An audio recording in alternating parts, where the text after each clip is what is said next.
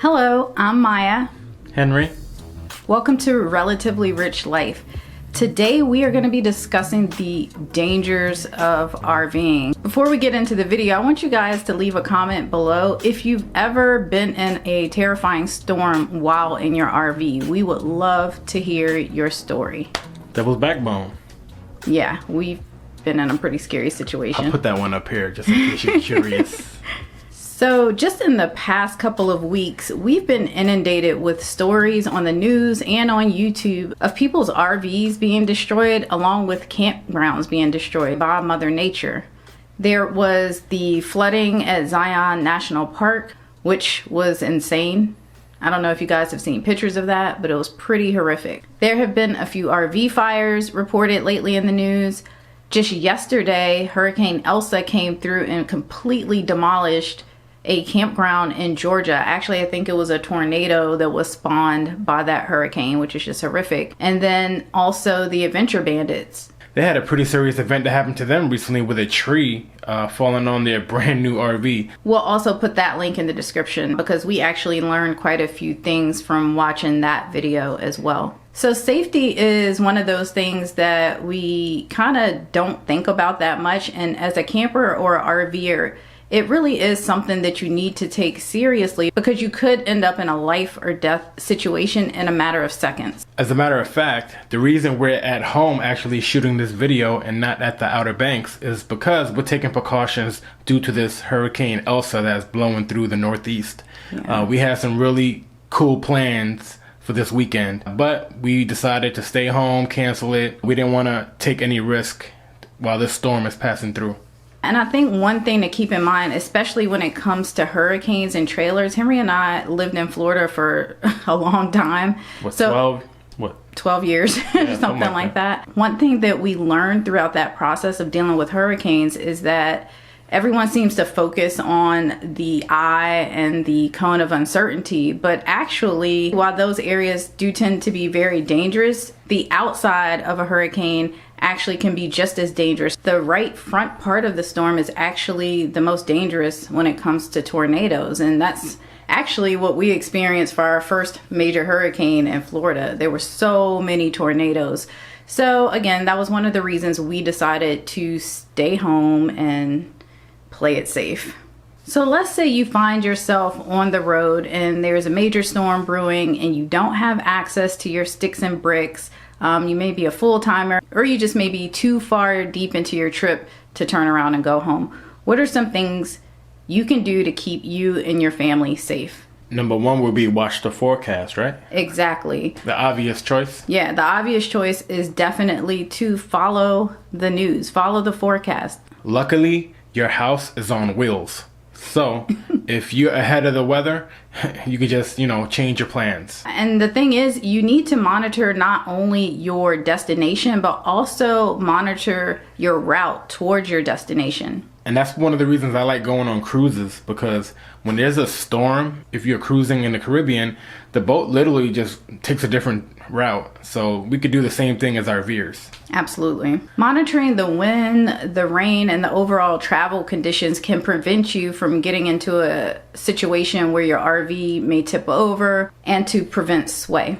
So there's going to be a few different ways that you can monitor the weather, especially when you're on the road. I mean, let's face it, when most of us are traveling, we're not listening to the radio. So those like emergency broadcast announcements, we're not going to hear them. We're like listening to, podcasts and streaming and doing all kinds of first world types of entertainment, you know what I mean? So one of the things you can do is to download a couple different apps on your phone. Now, some of these apps are going to be free, while some of them are going to have like a paid version to enhance the experience. But if you download a couple of different apps, you will receive notifications if there are impending storms on your path. 3 different apps that we recommend are the Weather Channel app. I've had that app now for probably a year. And while the notifications do get a bit annoying, they are very informative. So, again, this is something you may just want to put on your phone when you're traveling if you're a weekend warrior, or if you're a full-timer, it may be a good idea to just deal with the annoying notifications because it could potentially save your life. The two other apps that we would recommend are Climb or Clime, C-L-I-M-E, and Emergency Alerts, which is a Red Cross app. So again, they're not all perfect individually, but I think if you use a couple of them together, it should give you ample time to prepare for an upcoming storm. And to add to that, maybe a couple of days prior, go on the NOAA Hurricane Center website and just see what storms are brewing out there and see what tracks that they might be predicting, because maybe that'll give you a head start if you're, a few days ahead of a potential bad storm. So if apps are really not your thing and you don't want to download the apps on your phone, you can head over to Amazon where you can pick up a weather radio. Actually, a lot of those weather radios are really cool. They're super fancy. They have like solar built in. You can charge your phone in case you've lost power. So we will leave a link to some of those radios in the description box. We don't personally own any, but we do use the weather apps. If you want to see Maya in action using the weather apps, check out this video right here at Time Away. So when you have access to either the apps or the radio, then you can react appropriately. So while you might be thinking that, a regular thunderstorm or something like that would not warrant you having to get off the road, actually winds as little as 30 miles per hour can cause intense sway. So if you do find yourself in windier than normal conditions, it's a good idea to go ahead and pull off. I mean, you guys, safety is much more important than getting to your destination by check-in time, right?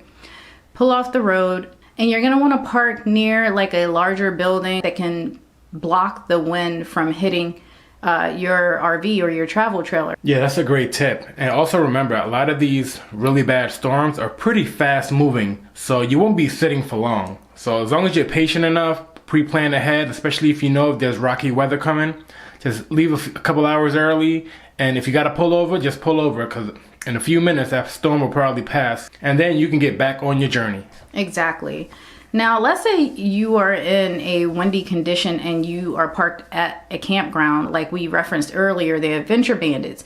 So at their site, some previous campers had taken pictures of a tree that had started to split, and I believe it was dying or something like that. Rotten. It was rotten. So when you get to a campground, make sure that if there are trees surrounding your campsite, that you bring it to the attention of the owner or someone who works there, because they should definitely come over and cut those limbs down, or, do what they need to do. That might be moving you to another site or something like that, because a small branch can actually do a lot of damage to an RV roof. I mean, these things are not made of the best quality materials. Again, just pay attention to that. And that's something that we really had not done in the past before watching that video. So. Right. That's one thing I learned from them. Check out the environment around your RV and make sure the trees are sound, because especially if you're going to a state park, they have tons of trees all around you.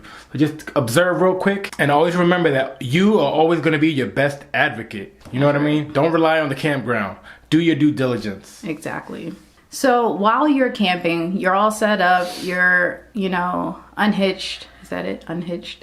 Mm-hmm. And you get a watch. Okay, not a warning, but a watch, right? A thunderstorm watch, a tornado watch. This is your time to start preparing. Don't just assume. I know we've all been in this situation before where we're like, oh, it's a thunderstorm watch, no big deal. When you're in an RV, guys, it is a big deal. This is the time that you need to utilize to prepare for an impending storm, just in case it rolls up on you. Okay, so if your awning is out, go ahead and bring your awning in. If you have things set up at your site that could end up being like projectiles and things like that. Chairs, tables, grills, anything that you have around your campsite, go ahead and secure those items so they don't become projectiles during the wind, which is something that, again, we dealt with. A devil's backbone. A devil's backbone.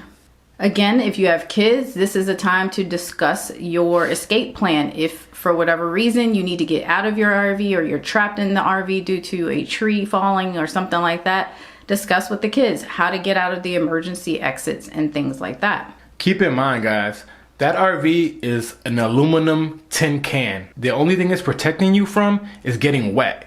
That wind and all that stuff will destroy that aluminum can we roll around in. So always keep that in the back of your mind. Yeah. Now, let's say you receive an actual warning, like a tornado warning. What should you do? If you are already set up at your campsite, you will want to make sure that you head to the nearest shelter. Now, that's something that you should be aware of as soon as you get to a campground. Most places will give you a packet and it will tell you where those storm shelters are located. A lot of times it could just be a bathhouse. But if you do get a warning, the one thing that you should not do is stay in your RV. If there's no other option and you are in your RV, let's say boondocking, you're just out in the middle of nowhere and you have no other options, take cover in the hallway and try to avoid being around the windows. So what do you do if you are camping but you just so happen to get caught out, like maybe on a hike or fishing or kayaking or something like that? What are some signs you can look for that a tornado might be approaching you? I pulled some things off of Google because I'm not a meteorologist, but some of the things that they list to look for are roaring noises in a distance. Flying trees. Yeah, that's obvious. Visibly rotating clouds. I think we've all seen that before where the clouds are really low and they're starting to like rotate. It's pretty scary. The problem with that is when you know there's a weather event, all the clouds look that way and it's kind of hard to differentiate. That's true, but if you see it, you probably... They all look scary. Yeah, well, if you see them rotating and they're looking low, I think it's a good idea to make sure that you have someplace safe to seek shelter, right? Also, if you see like rotating dust or debris rising up from the ground, I think you've seen that before too, where it's like, you know, the dirt starts to go up and stuff. Anyway, all those things are signs that there could be a tornado forming nearby. So take it seriously. If you're like not in your backyard and you know that you need to get to a safe place, make it happen, guys. We're talking hurricanes, we're talking tornadoes. Those events don't happen every day, but during the summer, you do get a lot of thunderstorms, thunderstorm warnings. And these things you don't want to ignore either, because believe it or not, your odds are gonna be a lot higher to be in a lightning storm than it is to be in a hurricane. If you're to receive a thunderstorm warning, especially if there's lightning, you want to play it safe. Don't wash dishes in the RV. Don't take a shower during a lightning storm. You may even want to disconnect the electrical. I mean, what do you think? Is that necessary? Not if you have a surge protector. I think it's not a big deal. Okay. Well, you don't have to if you have a surge protector, but if you don't have a surge protector, you definitely want to disconnect because it can ruin some of the electrical components in your RV. The final threat that we will be discussing today is a major one, and that is RV fires. Now, RV fires are actually pretty terrifying because stats have shown that your RV can burn in as little as 1 minute, meaning that you may have only 20 to 30 seconds to get out and survive, right? So I think I'm gonna start sleeping with my shoes on. What do you think? Well, one thing that you can do is to have more than one fire extinguisher. I know most travel trailers and RVs come with that standard little fire extinguisher near the front, but it's a good idea to have one in the front, one in the rear, and one on the exterior compartment of your rig. Also, like we stated before, make sure there's an escape route in place. Practice opening the emergency windows with your family members and maybe even having a test run getting out of the emergency window. That's a good tip because I have found that if they're closed for a long period of time, they're kind of stuck. You kind of want to break that seal every now and then so you can easily open it. Yeah, exactly. And I mean, these conditions could arise while you're sleeping. It could be dark, so you really want to have that familiarity with opening the windows. Now, this list could go on and on, but I think we've covered pretty much the major threats to being in an RV during a storm or a fire. Just make sure you have a first aid kit on board as well, just in case you have any minor accidents that need to be addressed. And push come to shove, if you got to leave the RV, especially if you have a travel trailer and you have a truck, or if you're towing a vehicle, just get in your vehicle and get out of town. Get to safety. Right. The RV's insured. Hopefully, you have insurance. It should be. And don't even worry about it. You get a brand new one afterwards, okay? Yeah. You can't get a brand new life. Okay? Exactly. All right, guys. We hope this video has been super helpful. If so, don't forget to give us a thumbs up. Hit that notification bell and the subscribe button if you haven't done that already. And we will see you on the next one. Peace. Yeah.